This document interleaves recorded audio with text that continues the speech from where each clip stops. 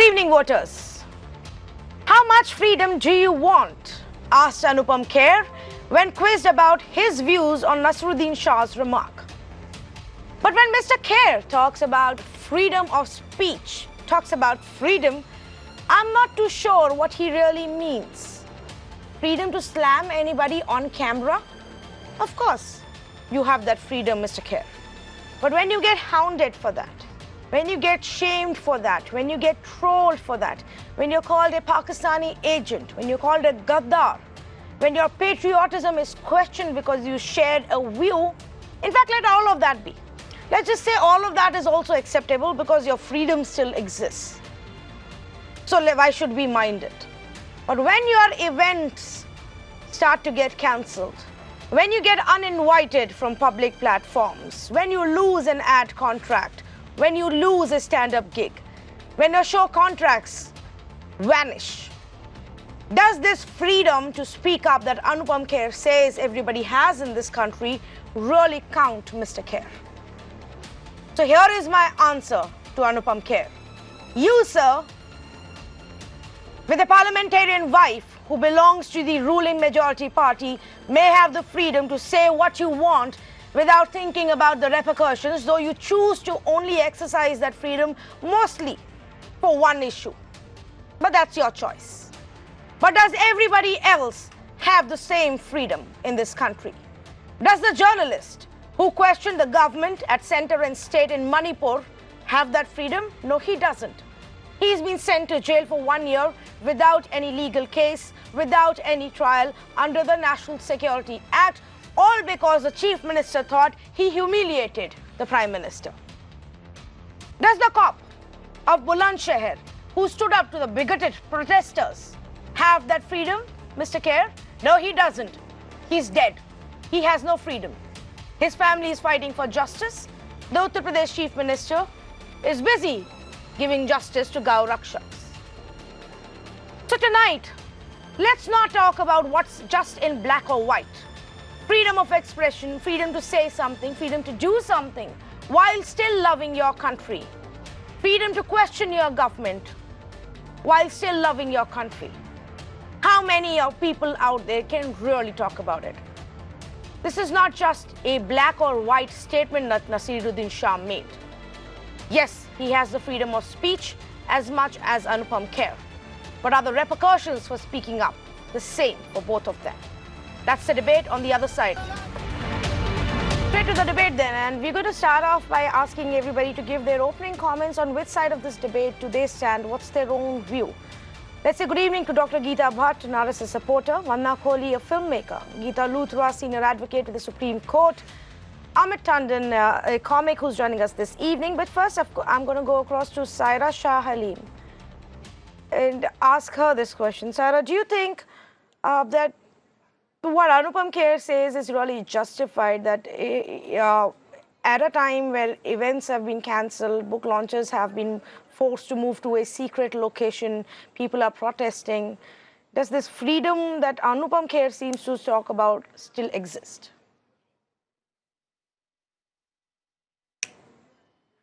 Tanvi, I really don't know what freedom Anupam Kherji is expressing, because Mr. Shah, my uncle, is talking about the idea of India. He was not talking about lynchings of Muslims. Today, a police officer can get lynched. Today, a man for storing a kind of meat in the fridge can be lynched to death. Today, a tribal can be lynched to death. Child can be lynched to death. So he was talking about a spiteful atmosphere, a vitriolic atmosphere, and he was basically telling all of us to be careful and to take stock of things. So tell me, if a public person is addressing concerns about a certain spiteful atmosphere that is being created because of complete impunity being given to certain political people, won't a person talk about it? Don't you and I talk about it? Not just because someone is a famous person, he gets flogged like this, an event gets cancelled, and people are getting away by making loose comments, casting aspersions on his character. Somebody is saying that he has committed sedition, he has committed treason. What kind of frivolity is this? And here it might be frivolity, but it can be very endangering to a person and to his family. I've been trolled as his niece for the past 2-3 days. You should see some of the comments on Twitter. And if we won't have put up this brave front, I don't know how people would have slept otherwise. So people should understand that the freedom of speech that they're talking about, they should practice it themselves. If they're talking about freedom of speech, they have to understand it means for each and everybody, and including public persons. It is appalling the way this lynch mob has come out, and the way they are lynching Mr. Shah. They are actually lynching me. They're lynching all members of the family, anybody who's in the public sphere. It is disturbing, and this only proves that in a way he was right, that today if you talk about anything, there are people who have a long rope, who just get away with impunity, get away by just saying anything left, right and center. Absolutely. So let me take that point across to Geeta Luther and ask her, Geeta, do you think that freedom of speech in our country is often, the benchmarks are different for different people, maybe because in the law it's also slightly more subjective than written in absolute points? No, I don't think so. I think we can't wear nationalism on our sleeve the way a lot of people have reacted to Mr. Shah. And I think what Mr. Naseeruddin Shah was saying was not a statement which had any overtones, but a concern that we are becoming a mob mentality. There is a mob mentality. There is road rage. And this is a concern which is a concern for all of us. And it should, what he said, cannot be taken out of his context. What he was saying is that why, from a very tolerant people who were tolerant for the right things, are we becoming intolerant? And why I agree with his concern, and the reaction to it is so disproportionate and incorrect because you can't take it on another. Why would you question his nationalism? Why would you question his sense of integrity? Why would you question what he has stood for? And that, I think, is something which we have to look at, because we as a nation have believed in freedom of speech. So I would agree with Mr. Kher that this is one of the countries where freedom of speech has been most important. But then we don't disprove it by being intolerant. We can't be disproving it. We have to, in fact, live by it and condemn something which has been a mob violence, which has been completely an intolerant conduct. Absolutely. So the question is, we can't give it any non-secular overtones. We have to keep it in the sphere in which a person who is a public figure, who loves his country, has spoken for his country. That's what I think. And we can't give it a disproportionate angle, absolutely. Yes. So then let me ask Geeta Bhatt this question. And Geeta Bhatt, do you think that at some point maybe we haven't tried to understand what Naseeruddin Shah was saying, and everybody's just jumped the gun to make it a big intolerance debate, with Anupam Kher saying that you have the freedom to even abuse the army chief or the air force chief. How does it matter? That's really not what Naseeruddin Shah was talking about. Why are we so intolerant to trying and understanding where people are coming from?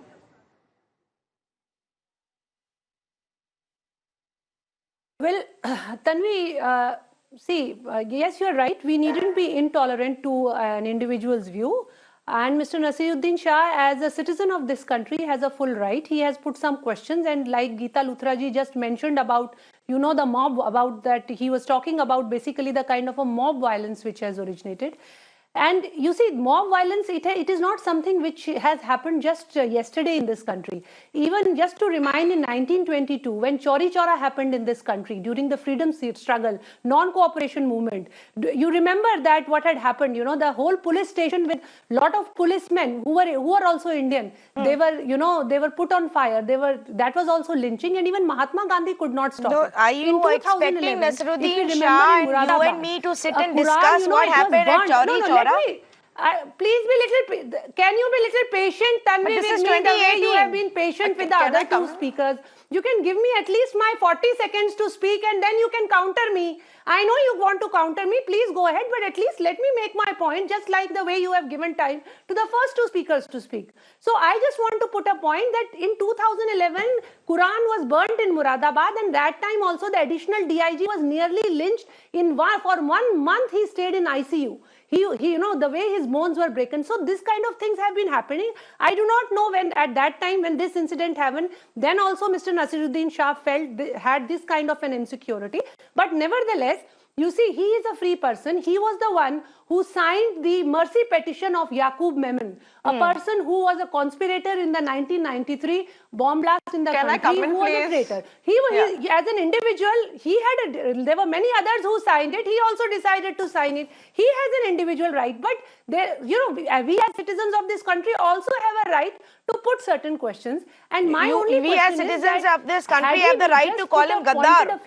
We as a citizen of this country have the right to call somebody a Pak agent, anti-national, to start questioning their patriotism. There are many people who speak. No, so what are you defending here? There is a venom against the Prime Minister of this country. There is a venom against some of the other film actors who come out in support of the government. So you see, there are people all across the board. So, but so that's exactly my point. Just give me 10 seconds and I will complete with just 10 seconds.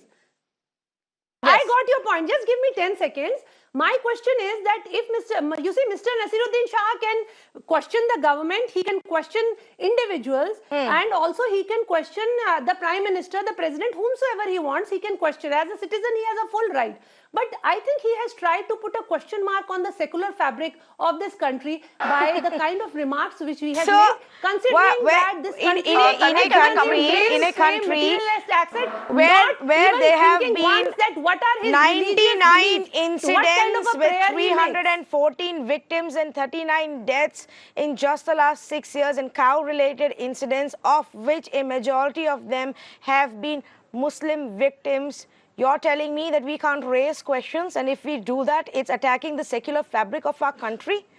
No, I mean, you have got to be kidding me. To acknowledge the problem in your own country requires a lot more of courage to talk about it, to discuss it, and that doesn't make anybody anti-national.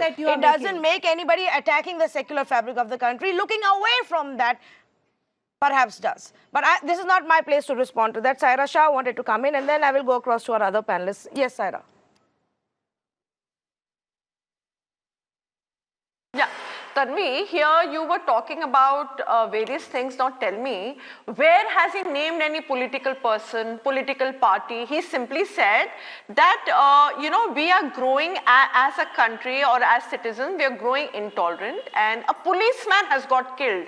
And I don't want to get into any communal banter here, because here you're addressing issue, the deteriorating law and order structuring in the country. Now, as a concerned person who is 68 years old, as a public person, don't you think it is his moral duty to set out the right example before society that, look, here I'm standing up for a just cause. I'm talking about a policeman who's got murdered in broad daylight because of the carelessness and the impunity by how political people are operating without naming anybody. So where is the insinuation here? And rest are all aspersions being cast, which is unfortunate. It's been a very tiring time for the family. Yes. And you cannot slander anyone like that by calling him anti-national, seditious, Pakistani agent. You should be ashamed by the kind of labeling that has been going on for the past 2-3 days. Yes. I mean, people have lost sleep because of this. You know, and you need to understand Sarah, that Indian Muslims chose composite nationalism over religious nationalism. If the Indian Muslims had chosen religious nationalism, they would have well gone to Pakistan. However, they chose composite nationalism of Maulana Azad, and that is what the Indian Muslims are standing by. And here he was not even talking about Muslims, he was talking about law and order. Actually, he wasn't. Totally He was simply talking about law and order. To his immediate identity. He was simply talking about law and order. He was simply talking about tomorrow, if there is a mob where my children get stuck, then I don't know how they're going to deal with it. Where he was talking about how he's brought up his own children and what's the kind of upbringing that they have had. And I think just because it is Naseeruddin, the people have reacted in a certain way, and perhaps if his name was different, I don't know what the reaction may have been. I have two more panelists whose opening views we haven't got. First to Vanna Kohli and then to Amit Tandon. Vanna, what's your own view? Are there different benchmarks for freedom of speech for people in our country?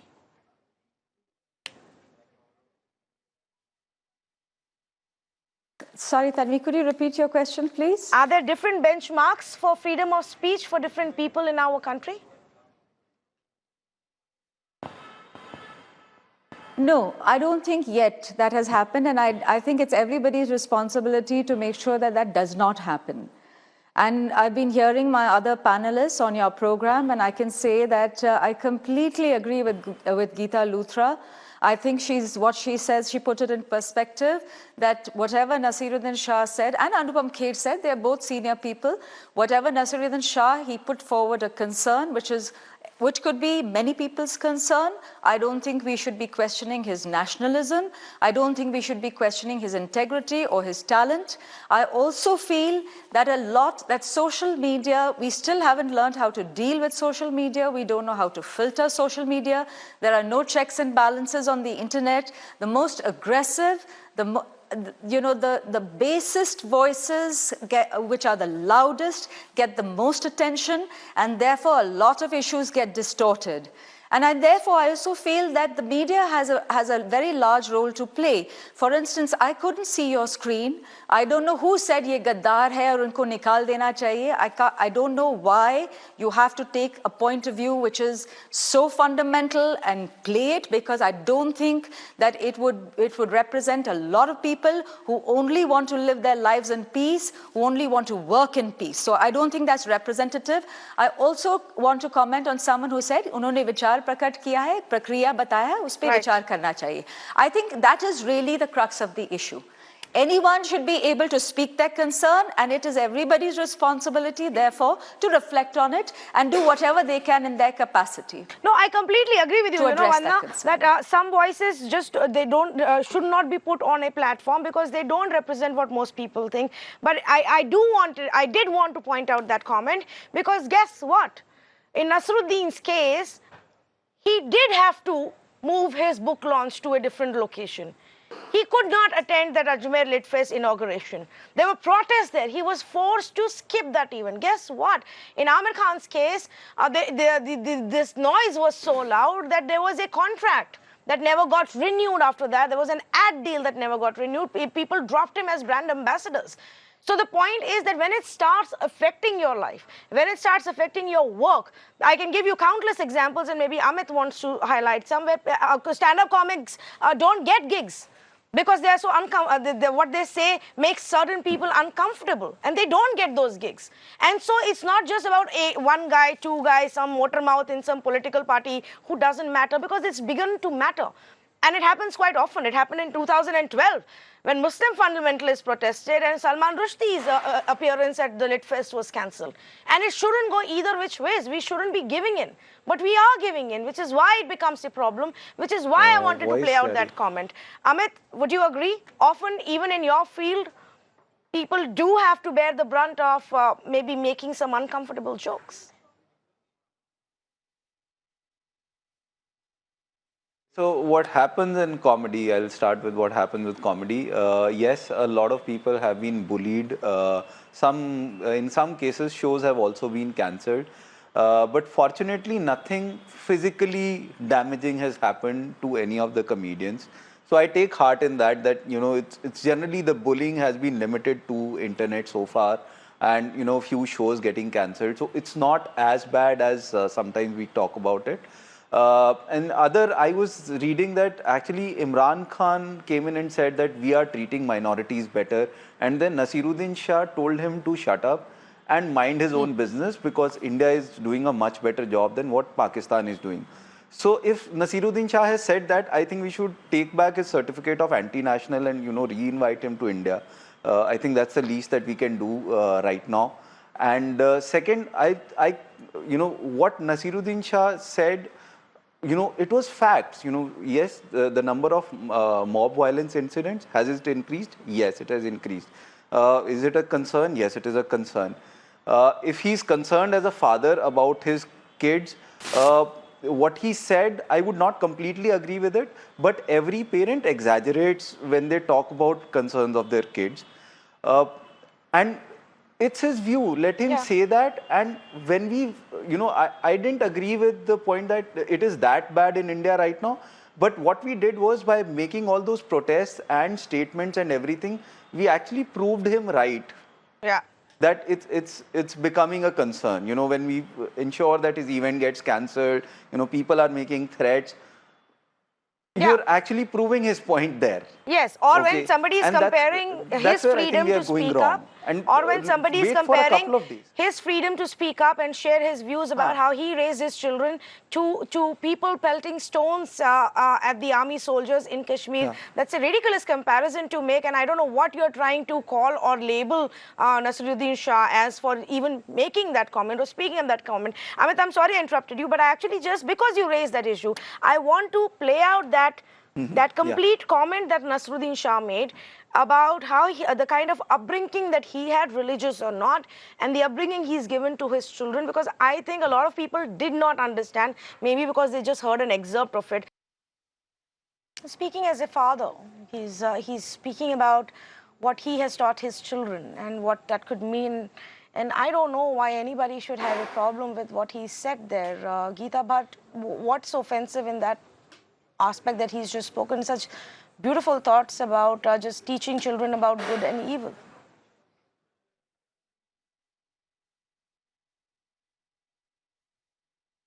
He said many other things also which you have not shown here on the on the channel, where he also talked about that how a cow's a man's life has become less important than that of a cow. And he very specifically talked about the Bulandshahr incidents which had actually he was asked about it. So you see, what happened at Bulandshahr. Yeah, but just a minute. There are enough people on the panel who would agree with what he said on that. Yes. Okay, Geeta Bhatt can finish. Geeta ji, I'm sorry, forgive me for interrupting you, but I think there are a lot of people here on the panel who agree that violence is violence. Vanna, just hang on for a minute. Yeah, I'll let you come in and ask that question to Geeta, but let her finish her point, please. Yes, Geeta Bhatt. Told me in another debate on which both of us were together, she just informed me that since Naseeruddin Shah is her uncle and it is her own father who has been at the topmost position, Naseeruddin's real brother, topmost position in the Indian Army as a Journal of the Army, who has been in the Armed Forces Tribunal and who was the one who led the army during the 2002 Gujarat riots. I mean, had this country not been secular, do you think all this would have been possible? So this is what, an example which is there very much in his own family, Mr. Nasir's own family. He is the one who has raised such a question. Maybe it was his, I do not know whether it was the translation of his book which was getting No, 1 minute please, Geeta Bhatt, we are derailing. Reaction which he wanted Geeta Bhatt, we are derailing. The media to know, maybe that 1 minute, 1 minute now. Give me 10 seconds more. No, I'll give you 30 seconds more. First, I will give you 30 seconds more because on this show, we are very tolerant to each other's views. But let me just make this one point, please. Firstly, nobody here is saying India is not a secular country, neither did Naseeruddin Shah say that. So I don't think you need to sit here and give proof to us how secular our own country is, or all of us sitting on this conversation, on this debate are. That's not the point that we are trying to make. Secondly, he was asked about the Bulandshahr incident, where he said that And at that point, he said, it seems as if cows are being given more importance than human lives. Do you disagree that in the Bulandshahr case, there has been a difference of priority given when it comes to investigation? Tell me.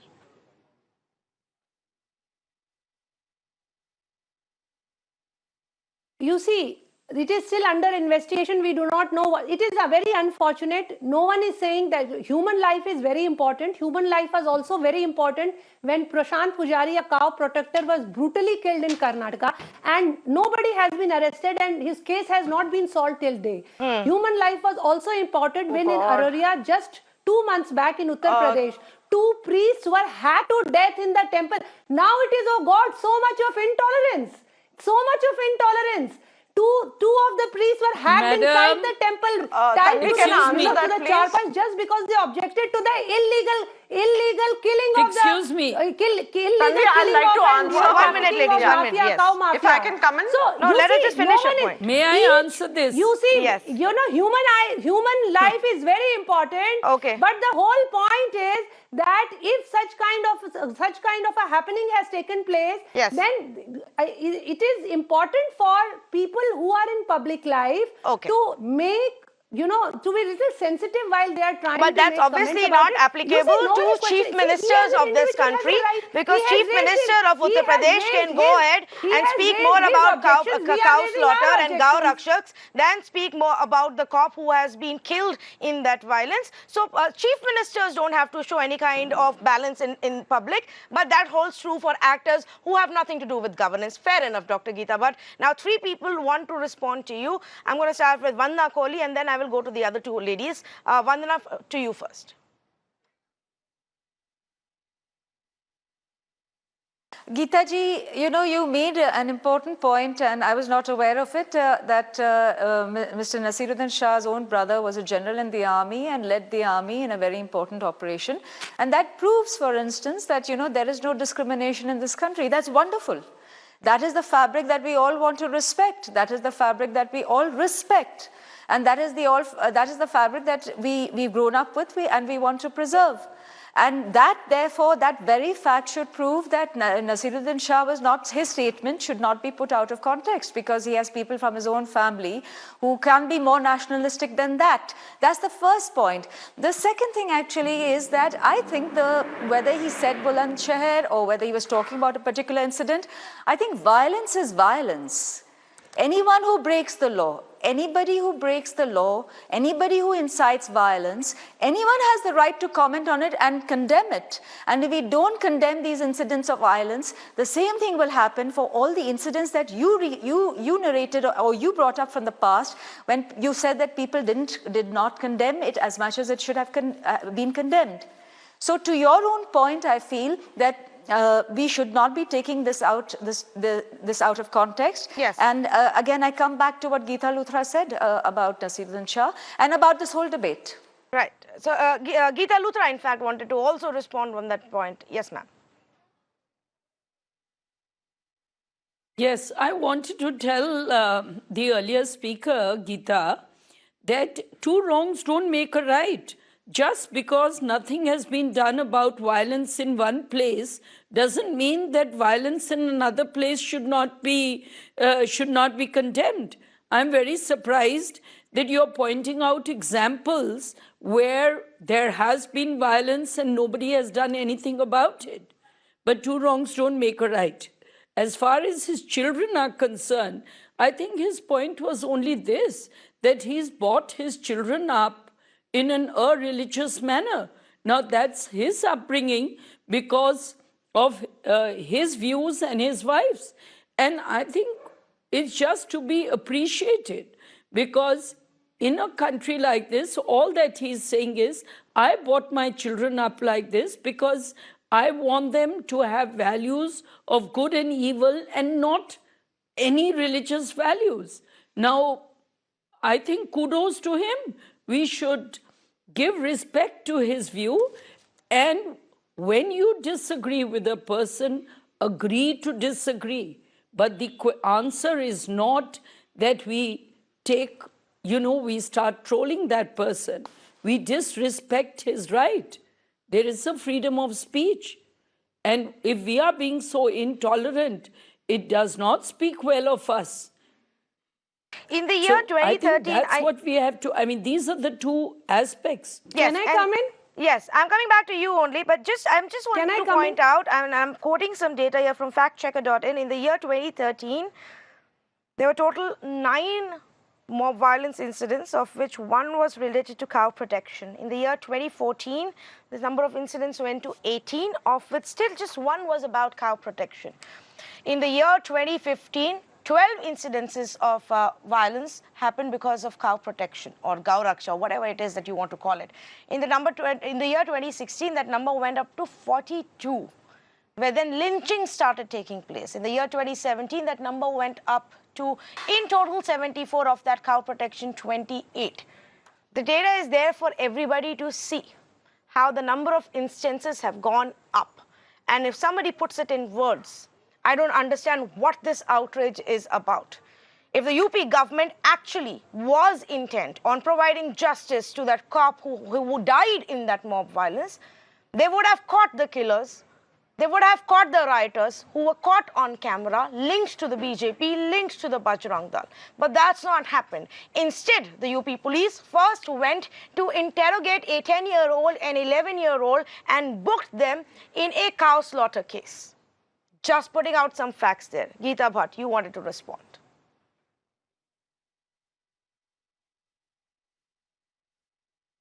Yeah.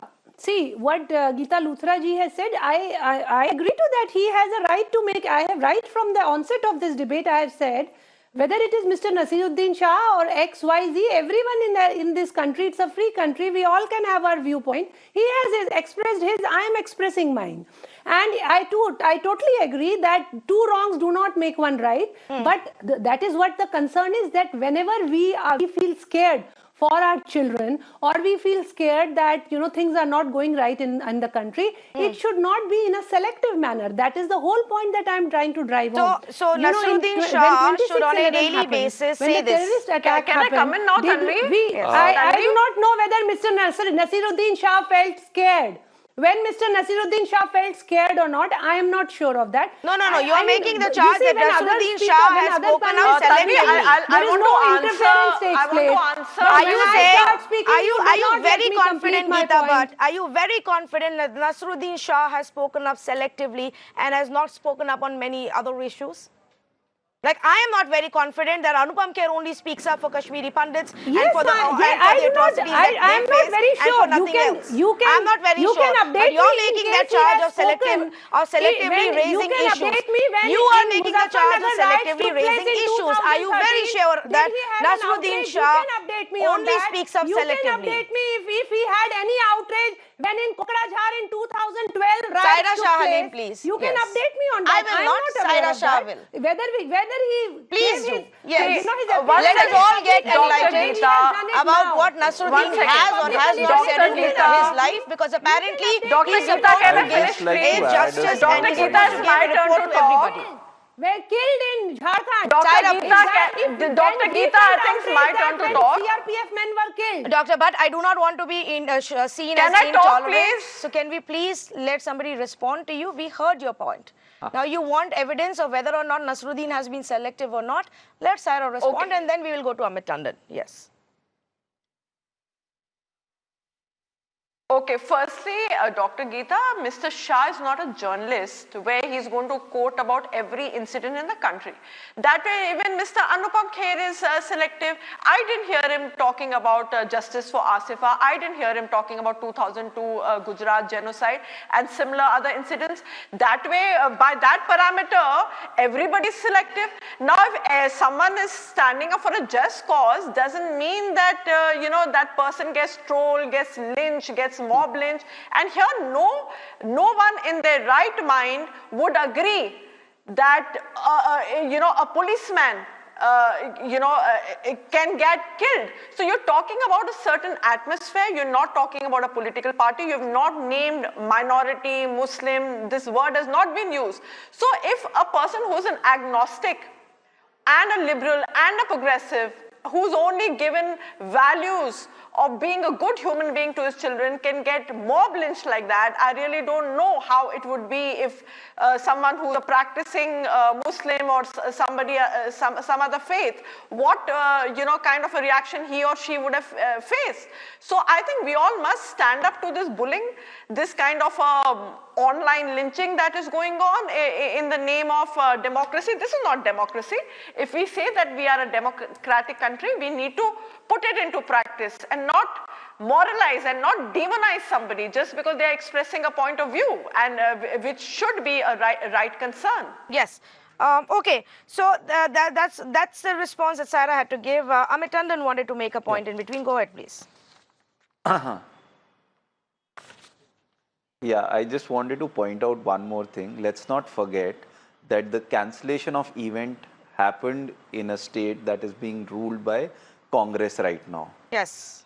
So it's not, that, when Congress has come into power, that they've ensured that, if somebody event is there and there's a right-wing group that's protesting, they ensure that the event still happens, which sends out the right signals that, they are upholding the right of, freedom of expression, which didn't happen, which is very worrying for me, that the things haven't changed. So you can't say that, that whole thing was, with one party and it changed with another party or can change with another party. And that's the larger problem I see right now. Oh, yes, a very good point that you've raised here, Amit. In fact, even though we wanted to have a larger civil society debate, which is why the choice of panelists, we did want the Congress to come here and explain to us why they didn't do anything about the Ajmer Lit Fest and what happened there. And for all our viewers to know, the Congress party did not want to sit on this intolerance debate. This was told to us very categorically. So here is also exposing the political parties and also making the same point that Naseeruddin was making. It's not just, he's not mentioning the BJP, he's not mentioning the Congress party, he's speaking about the environment today. And the newly sworn in Chief Minister Ashok Gehlot comes out and blames the organizers for it. What are the organizers going to do? You let the fringe go and protest, intimidate people, and the plan got changed. You should have come out earlier and said, no, we will provide you security. You go ahead and launch your book in the open, publicly, with all those who were meant to attend it, with all those who wanted to attend it, attend that event. But the Congress party did not do that and then shied away from this debate and shied away from taking our questions. So the fact of the matter is, it's convenient. Which is why I raised the issue of even Salman Rushdie in 2011 and how he couldn't attend that event. Political parties play into these sentiments of people in our country. And they try to cash in on this, especially in run-up to elections. And that's what's happening every single time. Unfortunately, a lot of us do not see through this. Unfortunately, we just get carried away by it and get divided amongst ourselves. And that includes responsible citizens, and that includes the likes of even Anupam Kher. Bharat Thakkar is on the phone line from Coimbatore. He has a contradictory point of view. Let's listen into what Bharat has to say. Bharat? Yeah, good evening, Tanvi. Good evening. Yeah, my question is for Shaira. Yes.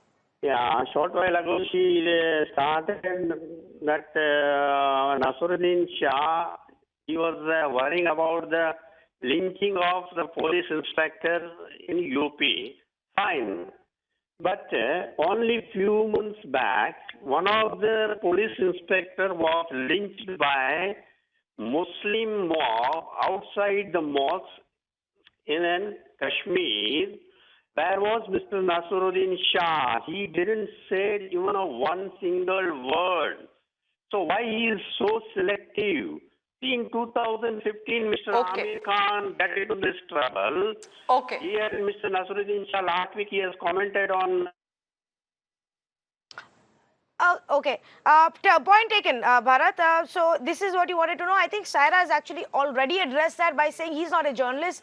He's not even in a position of government where he has to sit and comment about these things every single day. But Saira, do you want to add anything to what Bharat was raising? No, the thing is, let's stop indulging in whataboutery. I have already made my point. Can I He's not a partly answer journalist. It's this? not his job to comment, to become a political commentator. And the fact is, he being a right-thinking person would have anyway condemned that unfortunate episode in Jammu and Kashmir had somebody questioned him. Now, this particular episode that's gone viral, people were asking him questions and he was answering them. So if somebody asked him, is this right, it is wrong, as a law-abiding citizen, he'll say this is right, this is wrong. So I don't want to repeat myself. I think I've made myself amply clear. Okay. Amit, you wanted to respond to Bharat? Yeah, I just wanted to give a clarification when it comes about raising every point. What happens is that, So what happens is that these interviews, generally you start giving when you are launching a book or you're launching a movie or something. You're actually giving an interview for that. And then in the process, you are asked some questions. Okay? And then you answer those questions and then somebody will come back and say that now he's doing this to promote his book. Yeah. But nobody interviewed him before that. Yes. उससे पहले कोई interview करने आया ही नहीं था तो वो आए इंटरव्यू एक बुक के चक्कर में थे and you are always asked other questions that what is happening around you, what you like, what you don't also like, to put what it is in happening with perspective, cricket. this And then you interview give your was done opinions, by and then they're like, Karwan-e where were you Mohabbat. at the other point? Yes, and this interview was done by Karwan-e Mohabbat. Now that's a group of activists who've actually traveled through the length and breadth of India to the places where incidences of mob lynchings have taken place. They have gone and done in-depth writings and research about how it impacts the society, how it impacts the family that has been a victim, and more often than not, obviously these lynchings are related to some or the other communal trigger. So those people are bound to ask him these questions, which is why he answered these questions. Had they probably done a project on Kashmiri Pandits and gone and asked him on that, his answer would have been on that. So this whataboutery, this selectively speaking argument, I believe is absolutely irrelevant and ridiculous. And the only people who make this argument are the ones who don't have anything else to go ahead with in a debate. Why didn't you say this then? Why are you speaking up now? How can you speak up for something that happened in 1920s? How can you speak up for something that happened in the 1960s? Why should you speak up every single day? You stand for certain values, you stand for certain issues. That is why people with certain ideologies stand for a specific kind of things and others stand for something else. And in this case, the man simply spoke about mob violence. That's what he wanted to take a stand on. He did that. And we are shaming him. There are leaders in political parties today who are buying him tickets to go to Pakistan. It's absolutely ridiculous. But those people should not be given a platform everywhere. Like Vandana Kohli said, and very rightly so, we should not be highlighting that. The reason I wanted to pick this conversation up again is because it starts impacting people's businesses, people's lives, their careers, their contracts, their deals, their books, their life, their family life. And that is not acceptable. Sure, it's easy to just ignore the trolls maybe on social media for one fine day. But when it begins to impact how you live your life, then it is unacceptable.